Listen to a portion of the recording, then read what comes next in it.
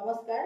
আজি মই আদা নহৰু আচাৰ বনাব ওলাইছোঁ। তাৰ কাৰণে কি কি সামগ্ৰী লাগে এবাৰ চাওক। এয়া নহৰু, আদা, নিমখ, নেমু, সৰিয়হ, ধনিয়া, জিৰা আৰু মিঠাতেল। এইখিনি বস্তুৱেই লাগিব। এতিয়া মই কেনেকৈ বনাম আপোনালোকে এবাৰ চাই লওক।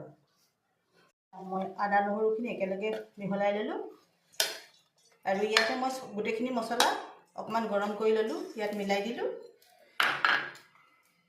এয়া নিমখ দিলোঁ আৰু ইয়াত নেমু চেপি লৈছোঁ। নেমুখিনি দিলোঁ। এয়া মই তেলটো বাকি দিলোঁ।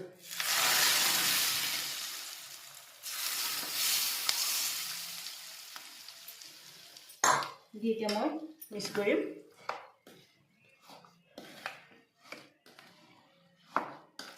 মিক্স কৰি পেলাই অলপ সময় এনেকৈ পেলাই ঢাকি ৰখাম। ৰাখি বটলত ভৰাই 3-4 দিনৰ মূৰত খাব পৰা হৈ যাব।